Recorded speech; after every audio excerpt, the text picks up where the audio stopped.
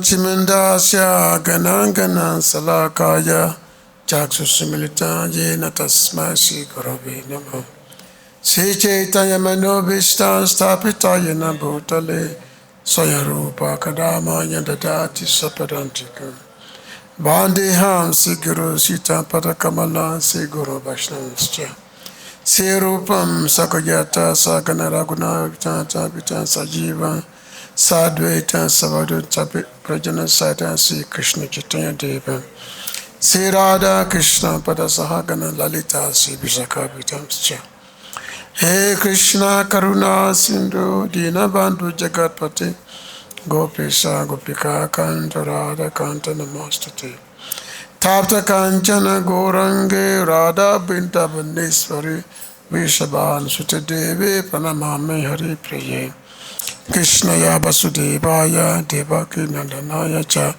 Nanda Gopa Kumaraya Govindaya Namo Namo Vasudeva Sitan Devam Kansachanara Mahadana Devaki Paramananda Krishna Bandi Jagaguru Namamo Vishnu Padaya Krishna Pistaya Bhutale Srimati Bhakti Vedanta Swami Tinamini Namaste Saraswati Deve Gauravani Pracharine Nivise Sunya Bhari Pashatyadi Satarini Vantaka Patrubhyascha Kripasindu Bhaivacha Patitanam Pavanavebhyo Vaishnavebhyo Namo Namo Sri Krishna Chaitanya Prabhu Nityananda Sri Advaita Gadadhara Siva Shri Gaura Bhakta Hare Krishna Krishna Krishna Hare Hare Hare Rama Rama Rama Hare Hare Hare Krishna Krishna Krishna Hare Hare Hare Rama Rama Rama Anandalila Maya Vigraya Himavida Vichavisundaraya Tasma Mahaprima Rasa Pradaya Chaitanya Tanja Namanamosate. So I thank everyone for being here this evening of the discourse on the Bhagavad-gītā, Song of God.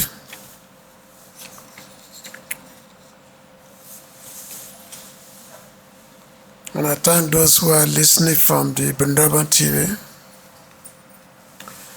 Om Namo Bhagavate Vasudevaya. Om Namo Bhagavate Vasudevaya. Om Namo Bhagavate Vasudevaya. So we are reading from Bhagavad-gītā. This is the introduction to the Bhagavad-gītā. And of course, we've read and studied the Gita from beginning to the end several times over again. So because Bhagavad-gītā contains 701 verses, so which means it takes about 2 years to go through the whole book. Yeah, it takes about 2 years. Because 701 verses. And Lord Krishna spoke 555 verses. The rest is questioned by Arjuna, and then also the statement by Sanjay talking to Dhritarashtra, and the Duryodhana introducing his fighters to grandfather Bhishmadev. But only Lord Krishna spoke 555 verses of the 701 verses of the Gita. I remember the first time this Gita class started, I think it was 2002 when Parvati Mataji started it. Yeah, I think it was 2001 or 2002. So now 2026 now. So that's about 24 years ago. So which means we have gone through this Gita at least 12 times. We've, verse to verse, covered to 12 times already. But we know that even though we have read it, studied complete Gita 12 times, still, each time we come back, we begin from the beginning again. It's as if we are just studying for the first time. Because the word of Lord Krishna is always new. It's always fresh. It's ever fresh, the word of Lord Krishna. So Lord Krishna is speaking to his very dear devotee, Arjuna. Arjuna is asking questions. And Lord Krishna is answering. And Lord Krishna told Arjuna, Bhakto Shime Shaka Chayate. So because you are my devotee, and also because you are my friend, so because Arjuna is not an ordinary person, Arjuna has a relationship with Lord Krishna. It's Krishna Shaka, Krishna's friend. So which means Arjuna, he has a qualification to hear this science of God. Because the Lord had to speak directly to Arjuna, and his qualification is he's a devotee of Krishna, and he's also Krishna's friend. So he had that qualification. So which means to understand the science of God, one has to be a devotee. A devotee is the one who does what Krishna wants. A devotee is the one who is never opposed to Krishna. So then this message of God can be given. When one is a devotee, then when one hears the message of Krishna, it enters the heart. It enters the heart and one can act upon it. But if one is not a devotee, then the message cannot enter the heart. So like Prabhupada will often mention that many people, they are reading Bhagavad Gita, or even some, they were commenting on the Bhagavad Gita, but because they are not devotee of Krishna, so it's all fruitless, useless endeavor. There be no understanding of the Gita. So Srila Prabhupada writing this introduction to the Bhagavad Gita, very elaborate introduction that Prabhupada is written. Prabhupada wrote about 28 pages. Is more than that, 28 pages. So a very, how many pages Prabhupada wrote? 30 pages of introduction. So Prabhupada wrote 30 pages of introduction, and at the end of the introduction, he puts the verses, the Gita Mahatmya, which were composed by Adi Shankaracharya. At the end of it. So this introduction, it basically takes us through the whole science that is being discussed in the Bhagavad Gita. And especially the Gita focuses on 5 subjects, 5 topics, which is the central element of the Bhagavad Gita. And these 5 topics are Ishvara, Jiva, Prakriti, Kala, and Karma. So these are the 5 topics of the Gita. Ishvara means the Supreme God, controller. Jiva means the individual living entities. Prakriti means the material nature. Material nature, Prakriti. And then time, because everything is functioning within time elements. And then karma, these activities that binds the living entities in this material world. Through karma, the living entity determines its particular body. So as written by Prabhupada, that of all these five, that four of them are eternal. So Ishvara, Jiva, Prakriti, and Kala, they're eternal, except karma. Karma is temporary. Karma is temporary. Now, of the four elements, that Prakriti, which is the nature, the material nature, it has temporary existence. It's itself eternal, but the temporary manifestation is there, whereby all the elements are created for some times, and then they are destroyed, and again put again back together. So this is all explained in this introduction. And then Prabhupada explaining when he's talking about the relationship between the Supreme Lord and the living entities.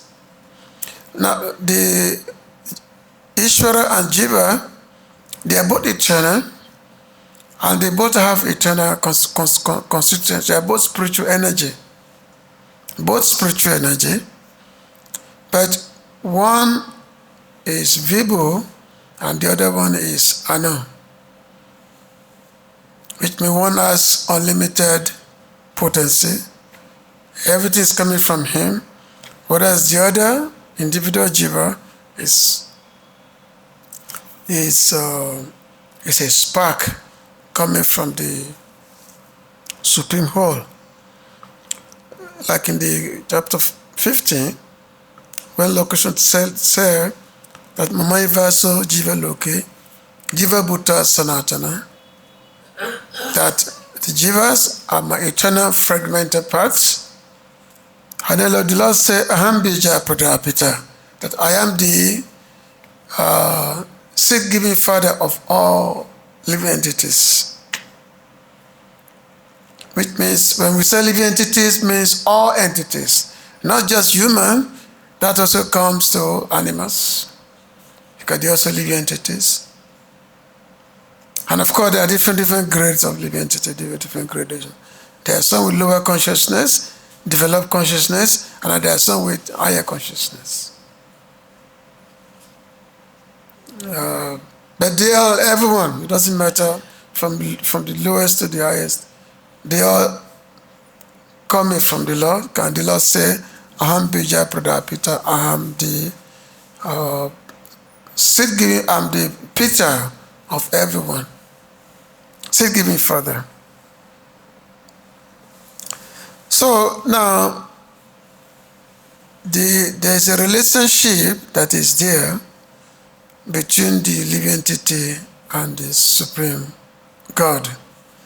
This relationship that binds the living entity to the Supreme Lord. So, as Prabhupada explained in the introduction, that this relationship is eternal relationship, and it's beyond just ordinary religion.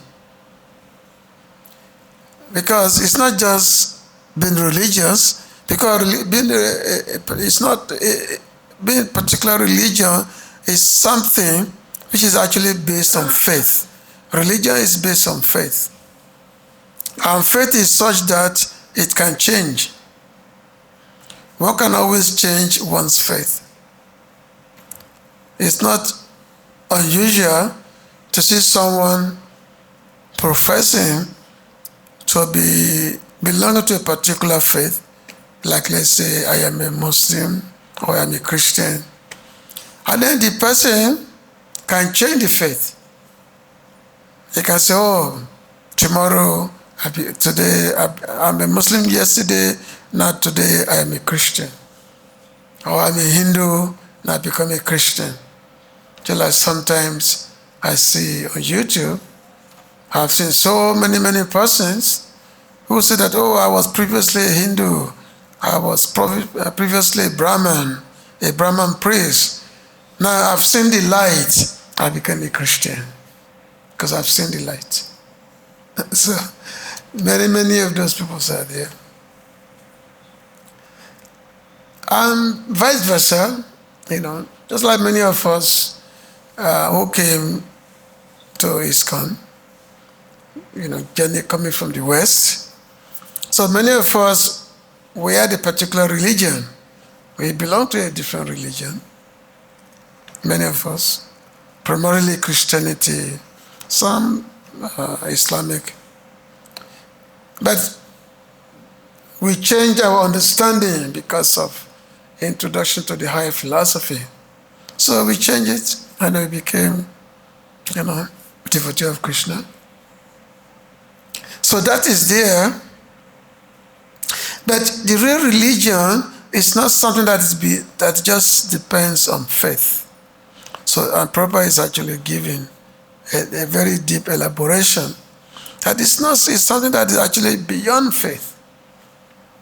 Because your faith can change, but there's something that can never be changed. Something that can never be changed, which has to do with one's constitutional position, the constitutional element. That can never be changed. In the Srila Bhaktivinoda Thakur's Jaiva Dhamma, in the beginning chapters, he dealt deeply on this aspect, this Jaiva Dhamma. What is that eternal relationship that living entities have? For example, what is the nature of water? The nature of water is liquidity. That's the nature of water, is liquidity. Even though sometimes when you put water in the ice, let's say put in the freezer, it's become ice. Even though it become ice, the shape may change, but still, the nature is always there. The nature is liquidity. But after some time, it again become liquid again. That's the eternal nature of the. So the nature of the living entity, which is actually called Sanatana Dharma, the eternal relationship, eternal constitutional position, that eternal thing can never be changed. That is there. Now, what is the eternal constitution of living entity? The eternal constitution of living entity is service, savor. Now, in this service, that is actually the main position of every living entity, because one has to, no matter what one does in this world, it's all based on service. You can serve your community. For example, a wife has to serve the husband has to serve the wife, a politician has to serve the community, a friend has to serve another. So everyone is serving something in this material world. So the service has to be there. We are servant, but of course, due to illusion, we think that, oh, I am the master. Due to illusion, but actually, you're never the master. You have to serve. You serve somebody. Even for sense gratification, you have to serve. The sense gratification to get somebody. Everything is all based on service in this world. But when this service is properly projected, if properly understood, then we will come to understand that actually a living entity is meant to serve God. When Sanatana Goswami, he was asking Sri Chaitanya Prabhu, he said, Ke Ami, who am I? Ke Ami. What is my identity? Ke Ami, who am I? Who am I? Even though Sanatana Goswami was a very, very highly learned person, he was a great Pandit. Great Pandit. He knows so many languages, Sanskrit, Persian, Hindi, so many languages, Bengali. So he was telling Mahaprabhu that, my dear Lord, everyone is telling me that I'm such a learned person, but I'm such a learned person, but I don't know who am I, I don't know myself. So what kind of a learned person is that who doesn't even know himself? So I asked him, Mahaprabhu, Kayami, who am I? What's my identity? So Mahaprabhu replied, Jivera Swarup Hoy Krishna Nitya Das. That yes, the position of living entity, the eternal position, Nitya means eternal, is that is a servant of God. Krishna Nitya Das. That is the constitutional position of every living entity. Krishna Nitya Das. And this eternal position, eternal constitution, this is called Sanatana Dharma. Eternal.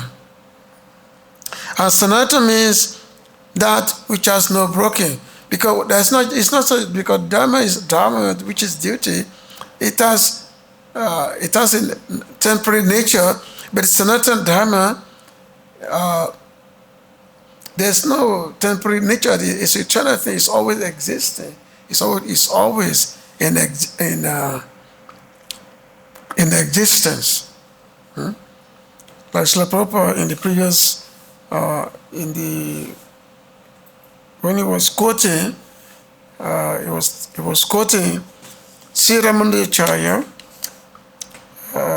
who defined Sanatana as something that has no beginning or end, describing that. So this description is being given. Now Prabhupada is now talking, so I'm going to start reading continue reading this Sanatana Dharma, this eternal business of the eternal occupation of all living entities.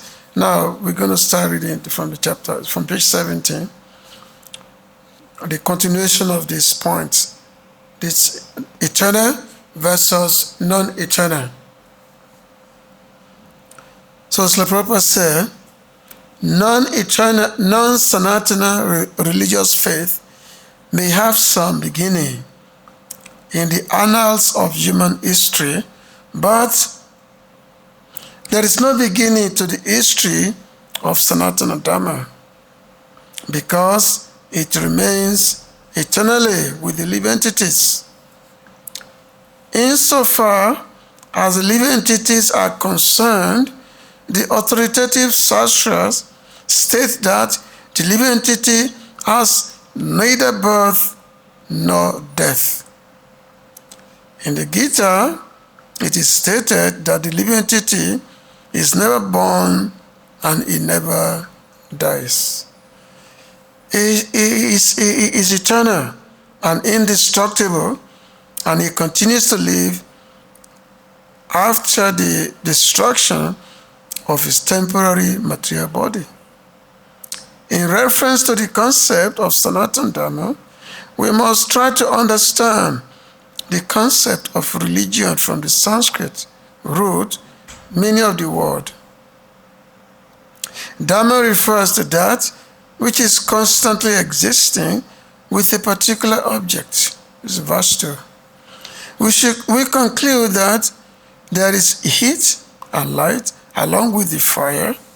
Without heat and light, there is no meaning to the word fire.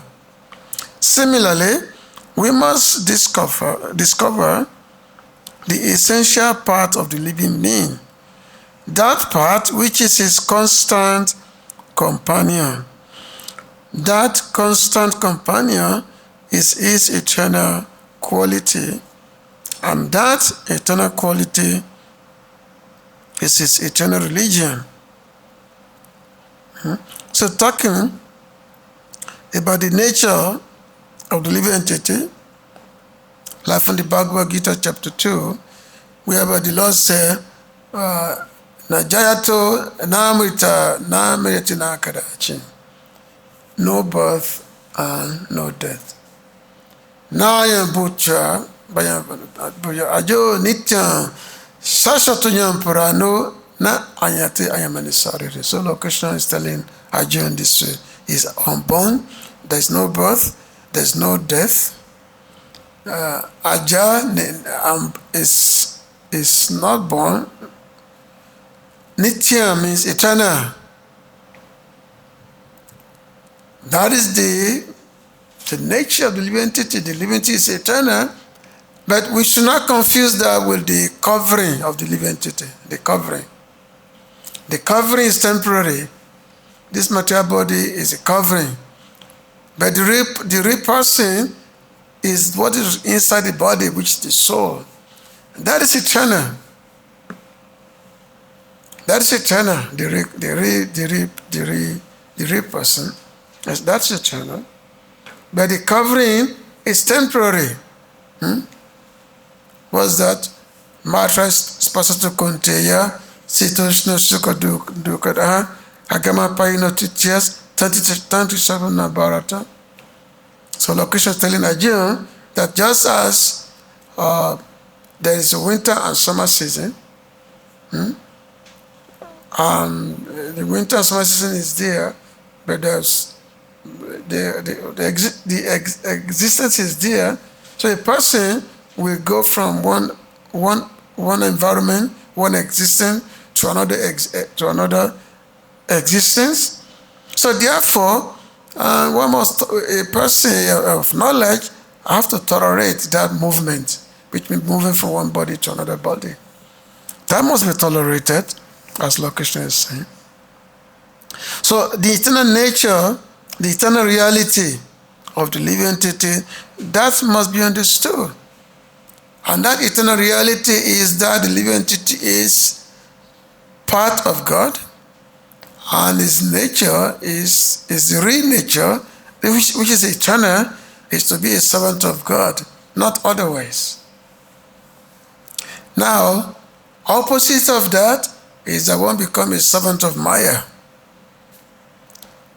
But that is always the thing. That servant always so the service will always be that. But you can either be Krishna Das, or you can be Krishna, or you can be Maya Das. One of the two. When you are Krishna Das, you are happy. If you are Maya Das, then you become subjected to the Tapatraya, the threefold miseries. But your nature is to be a servant. That's your nature, is to be a servant.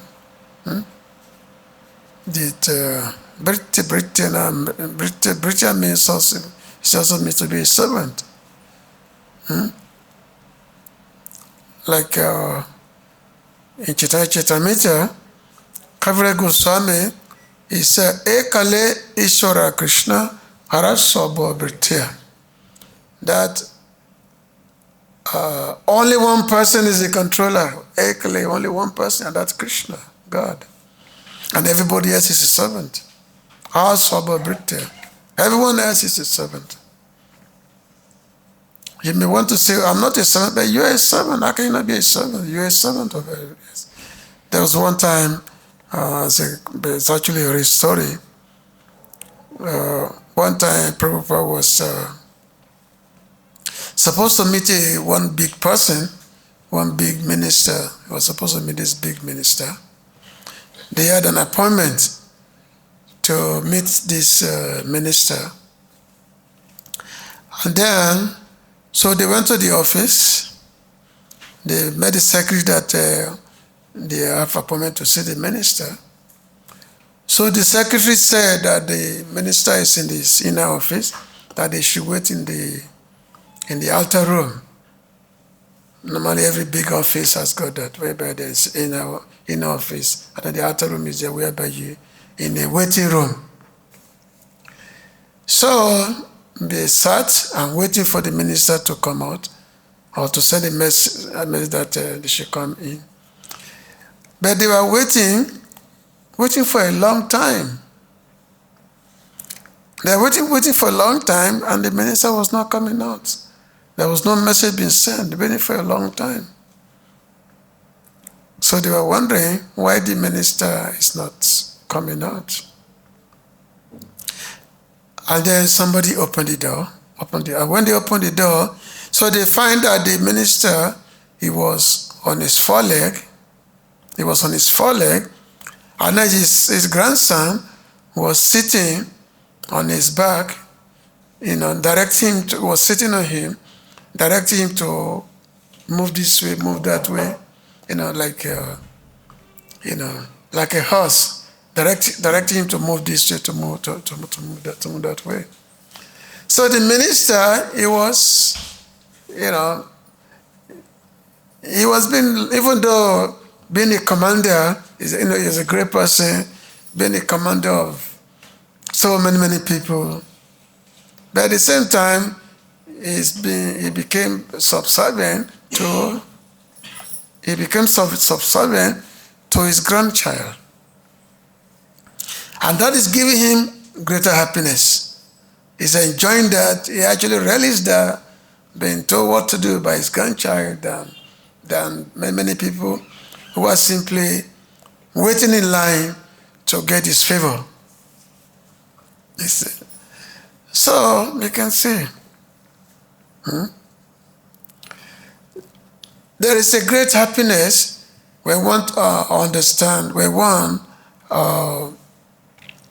establishes oneself in the service to God. There's a great happiness that is there.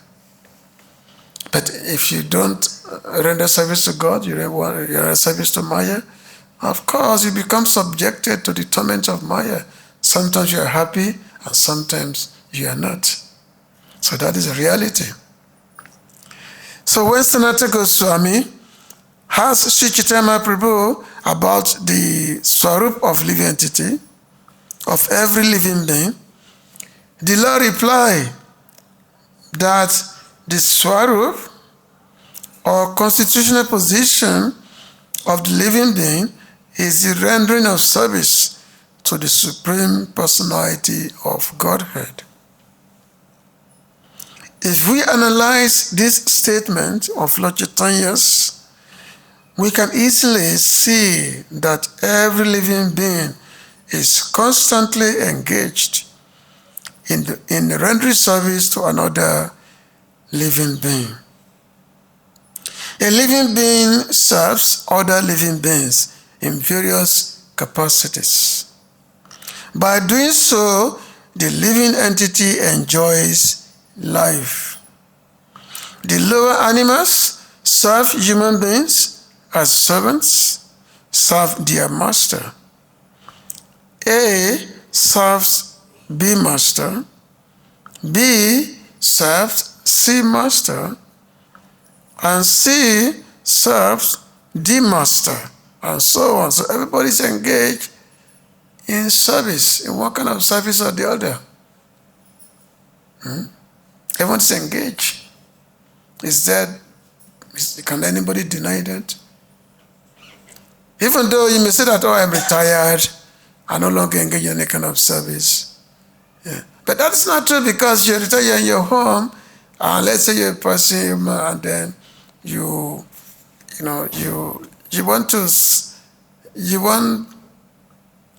want something with your grandchildren, whereby you want to play with your grandchildren, you want to do, but the form of service is always there, because that's the constitutional position of everyone in this world, to serve. This cannot be denied.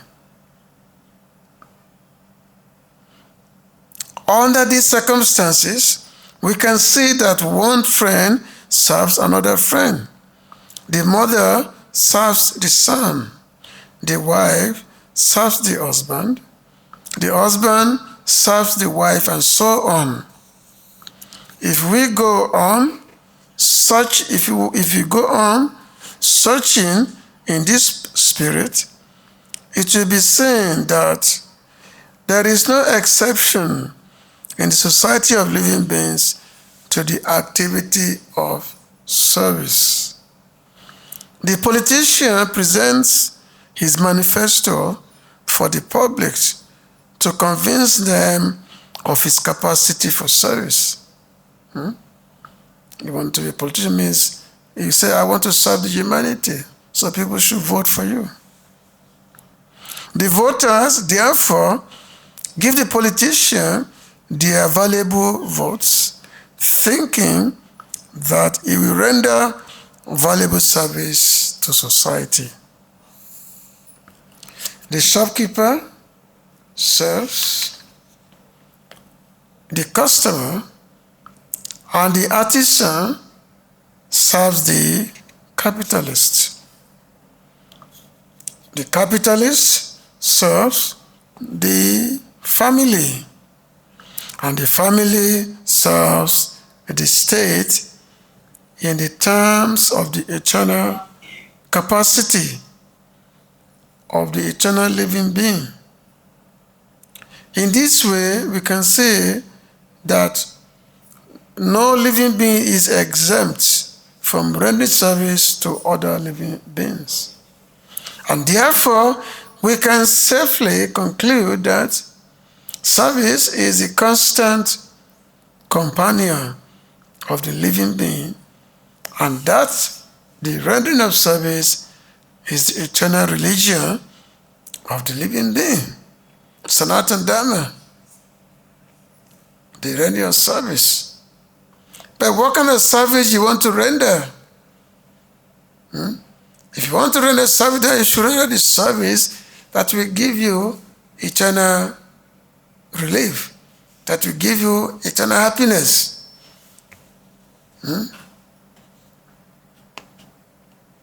Just like people say that, they want to do the so-called Darida Narayan, or they want to do they want to serve the humanity.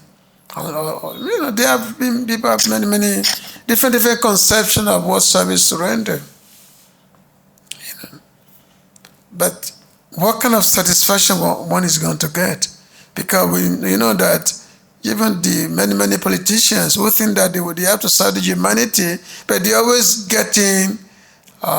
being disappointed by the so-called people that they are rendering service to. Just like you have the examples of many politicians who are killed by the people that they are trying to serve. Just like in the case of Mahatma Gandhi. Mahatma Gandhi was killed by one of the so-called people that he was trying to serve. That's material world is there because you are serving, you are running your so-called service. Some person will be happy while some person will not be happy. Or some person will feel that they are not getting enough. So when they feel that they are not getting enough from you, then they turn against you. That's nature. But the service of Krishna is never like that. Bhagavatam says, Savaya Punsam Parodamo Yato Bhakti Adokshaje Ahai Tuki Apratiyata Yatma Suprashidati. That what is the supreme occupation? What is the supreme service of humanity? Savaya Punsam Parodama, Parama, the supreme occupation, the supreme service. What is this? Bhakti. And what is bhakti? Bhakti only has one meaning, service to God. There's no bhakti to anything. In Srila Jiva Goswami was defining bhakti in a Bhakti Sandhava, whereby quoted from from Padma Purana or something like that. The bhaktis involve, bhaj, this comes from the word bhaj. There's a Sanskrit word, it says bhaj, which has to do with the satisfaction of the Supreme Lord, the bhakti. And this service, which is applied to the Supreme Lord, it has satisfaction. The jiva is satisfied. It's satisfied. Ahituki means it's first of all, there's no motivation. No motivation is there, because when one is rendering service to God, it's not based on let's say like a business transaction, whereby I give you something, you give me something back. No, that's not service. Service is a transaction of the heart that is goes to the Supreme Lord, whereby there is no any particular expectation of any reward. The only expectation is satisfaction of the Supreme Lord. And Jayatma Suprasidati is satisfied. The soul become very pleased. The soul become very happy, because Yayat Atma means completely satisfaction is there. As a matter of fact, a tiny service rendered to the Lord, it gives the unparalleled, the immense satisfaction. It gives the greatest happiness to the Lord. The benefit that is there, even rendering the smallest service to the God, the benefit that is there, it has no calculation to it. For example, it says that Yash meant to stay, Jaga to stay. That just like one time when the Pandavas, they were in the forest, that time they've gone to the exile. As they were in the exile, Duryodhana, he wanted to embarrass the Pandavas. Actually, he wanted to cause them problem. So when the Pandavas, when they were in the forest, so Duryodhana, he told Duvasmuni to go and visit the Pandavas in the forest.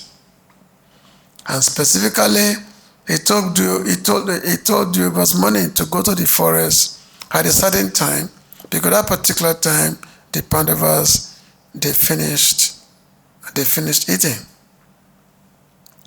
And Draupadi, she has got a pot, Akshaya Patra. She has got a pot, and the pot she has is that when she cooks,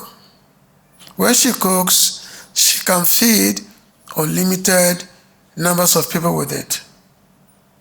The food that she cooks in the pot, the food will become inexhaustible until she eats. When she eats, then everything is finished. But as long as she has not eaten, she can feed thousands and thousands of people. That's why it's called Akshaya Patra. And this pot was given by the sun god when the Pandavas, when they were going to the forest. So knowing this, that Draupadi has got this pot, and that Duvasmuni should go there after she had finished eating. So Duvasmuni went to the forest, to the cottage where the Pandavas were staying. And Duvasmuni, he had thousands of disciples. He actually went there with about 60,000 disciples. Just imagine. So he went there with about 60,000 disciples. He went to the cottage of the Pandavas. And then the Pandavas, they welcomed him. He was received nicely. And of course, when your guests come to visit you, of course you have to feed the guest. So the Yudhishthira Maharaj then told Duvasmuni that he should go and do the ablution in the river, so that, and then they can come back, and then the food will be ready. So Yudhishthira Maharaj asked Draupadi that, have you eaten? Draupadi said, yes, I've eaten. So now that's a problem. Because Draupadi had eaten, which means no more food. So now what to do now? This become a big problem to the Pandavas. How are they going to overcome this? How are they going to overcome the wrath, the anger of Devasmuni? Because Devasmuni, he can cause the Pandavas, he can create the greatest problem for the Pandavas. So the Pandavas, because they are devotees of Krishna, so they thought of Krishna. So Draupadi thought of Krishna, and then immediately Krishna came. So Krishna came in the forest, and then Krishna asked Draupadi that, why have you called me? So Draupadi explained the situation that the Vasmani had come, now he's in the river bathing, and he's coming for it. It's going to come for food. Now they have nothing to give. So that's the problem. And then Krishna asked Draupadi, okay, just give me something to eat. Give me something to eat. So Draupadi said, well, that's the problem. There's nothing to eat because I've already eaten. So I have nothing to give you. And then Krishna said, okay, just let me see the pot. Let me see the pot that you, because after eating, she had washed the pot also. So Krishna said, let me see the pot. So Krishna took the pot and he looked inside the pot and he saw there is one leaf sticking to the pot. One leaf was sticking there. One leaf. So Krishna took that leaf, he ate it, drank some water, rubbed his stomach, he said, now I'm completely satisfied.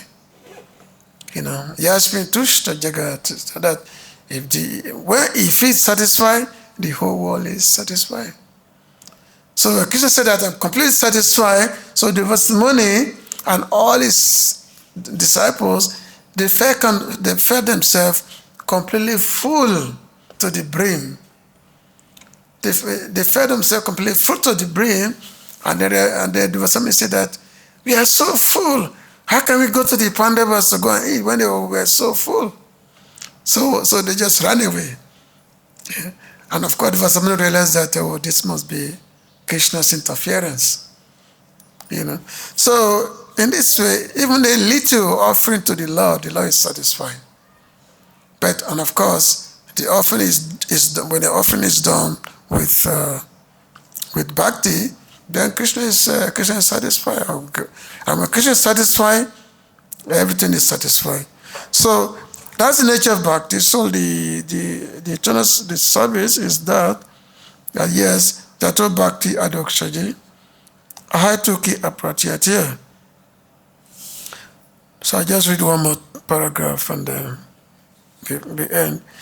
Yet, man professes to belong to a particular type of faith with reference to a particular time and circumstance, and thus claims to be a Hindu, Muslim, Christian, Buddhist, or an adherent of any other sect.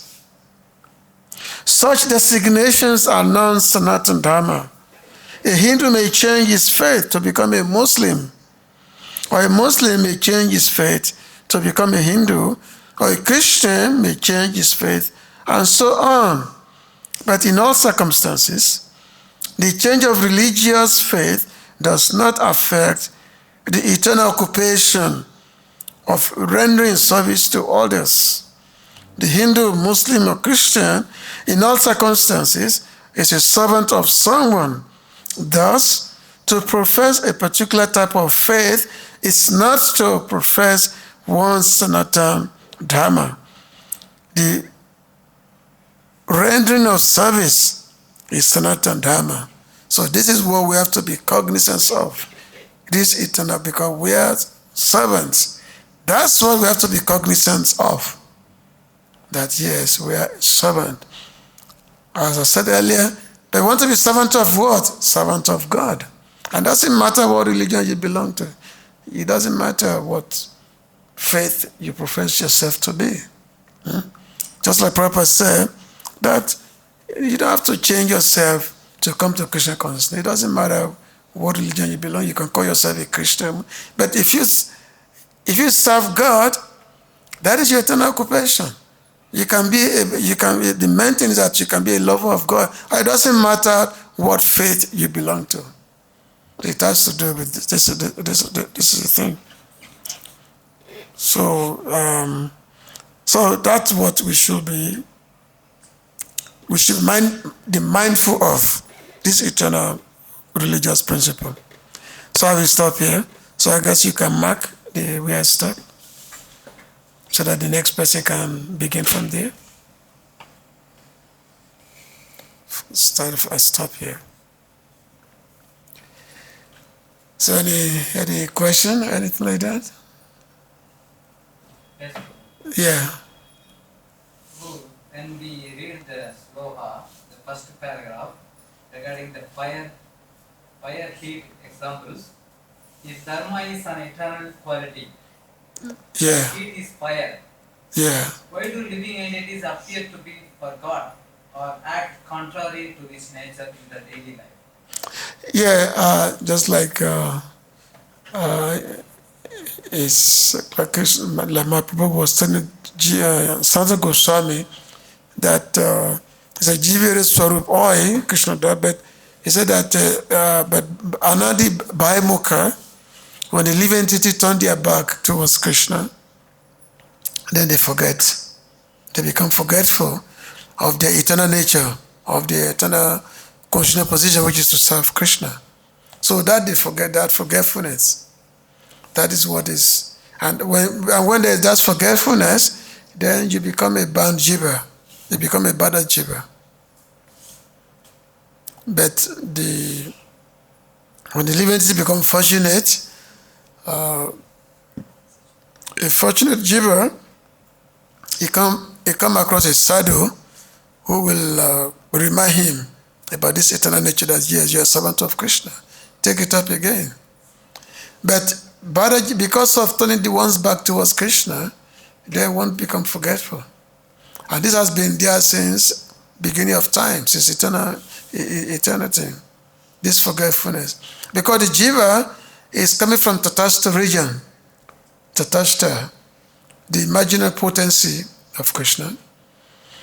So being marginal potency of Krishna, and because there is no awareness, the knowledge is not there, or the understanding of Krishna is not there. So because coming from that Tatastha region, so whereby being the marginal position, whereby one is given a choice of either to look towards the spiritual or to look towards the material energy. But as I said, that the living entities normally, when they look towards the material energy, then their back is turned towards Krishna, and then they embrace the material nature, and then they become subjected to the manipulation of Maya. So that is that's the thing. Again, as you read, you cited the nature is the nature is the other nature is service. The nature is service. That's the nature, the real nature of the living entity. But you cannot be service, as I said, you cannot be service to Krishna or service to Maya. But the nature can never be changed. The nature is there. That's your constitutional position. Is a servant.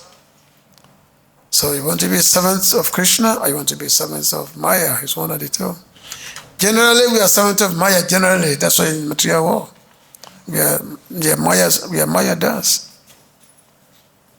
It's only when we become fortunate that we become Krishna das. Otherwise, we are Maya das. We love to serve Maya, but we don't know. But that's the reality. That's the reality. We think that I'm the master. We think I'm the master. But you're not the master. But illusions make you think in that way. Mayas make you think, don't worry, you are a master. You are the master. But you're never the master. So devotees are very humble. They never think themselves the master. They always think themselves to be servant of the servant of the servant of the servant of Krishna.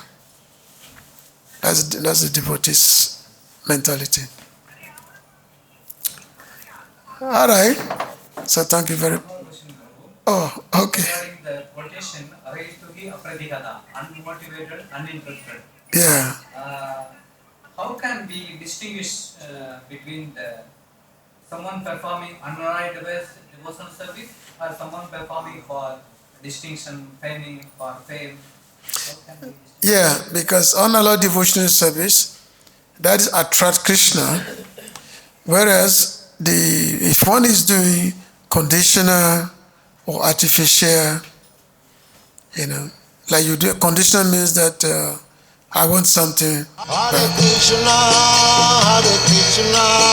Krishna Krishna, Hare Hare, Hare Rama,